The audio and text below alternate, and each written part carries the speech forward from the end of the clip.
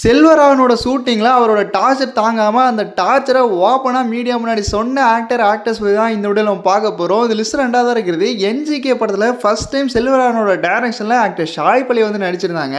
இந்த படத்தில் ஒரு ஷார்ட் ஷூட் பண்ணும்போது டே ஃபுல்லாக வந்து ஷாய் பல்லவி வந்து நடித்தாங்களாம். அந்த ஷார்ட்டுக்கு ஓகேவே செல்வராகவன் வந்து சொல்லவே இல்லையா.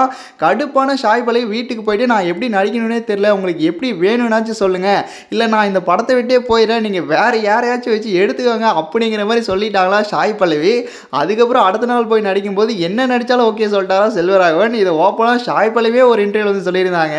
ஏன்னா அவர் வந்து டேக்குக்கு ஓகேவே சொல்ல மாட்டார். ஃபைனலாக அந்த லிஸ்ட்டில் ஒன்றா தான் இருக்குது ஆக்டர் தனுஷ் தான். இவர் செல்வராகவனோட தம்பியும் கூட. ஸோ இவரை வச்சு ஒரு சில படங்களை செல்வராகவன் வந்து டேரக்ஷன் பண்ணியிருக்காரு. டேரக்ஷன் பண்ண எல்லா படத்துலையும் இவர் வந்து போட்டு டார்ச்சர் பண்ணி எடுத்திருக்காரு. அதுக்கு பழி வாங்கணும் தான் நான் ராயன் படத்தில் செல்வராகவனும் வேணும்னு நடிக்க வச்சு சந்தோஷப்பட்டேன் அப்படிங்கிற மாதிரி ஓப்பனாக வந்து ராயன் படத்தோட ஆடியோ லான்ச் ஈவெண்ட்டில் சொல்லியிருப்பாரு நம்ம தனுஷ். இப்போ நான் உங்களை டைரக்ட் பண்ணும்போது, உங்களை டார்ச்சர் பண்ணும்போது எனக்கு இருந்த சந்தோஷம்